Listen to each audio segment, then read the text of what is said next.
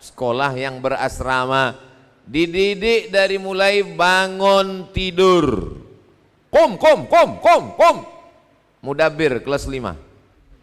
Membangunkan tidur. Di rumah bapaknya galak. Bangun.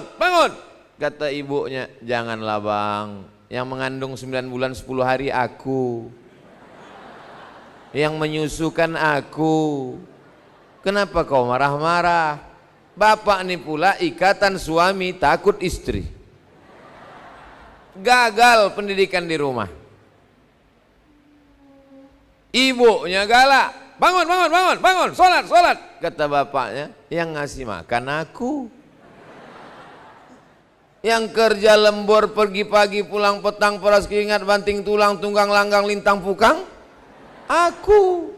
Kenapa kau galak? Gagal pendidikan anak.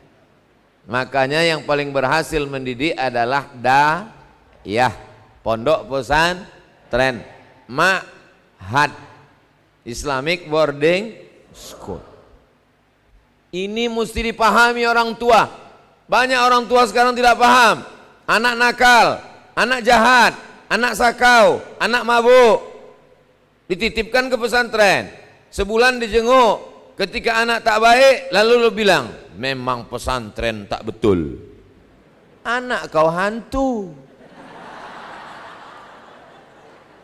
Pesantren ini bukan laundry.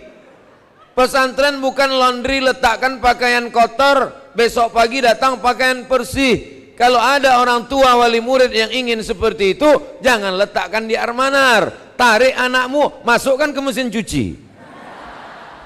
Isi deterjen, hidupkan listriknya, putar, habis itu jemur, sekali kucek tanpa bilas. Ini mesti dipahami dengan baik. Saya orang tua, tapi saya sudah beberapa hari tidak di rumah. Nama saya tetap Abdul Somad, bukan Bang Toib. Ini saya dari Batam sudah 3 malam. Malam ini di Banda Aceh, besok peringatan tsunami yang ke-17 tahun, hari Senin pulang ke Pekanbaru. Lalu siapa yang bisa mendidik anak-anak? Adalah guru, ustaz, digugu dan ditiru. Makanya yang tak sanggup mendidik anaknya dari bangun tidur sampai tidur lagi, serahkan ke pondok pesantren, ke Ma'had Al-Manar sebelum tanggal penutupan 13 Januari 2022.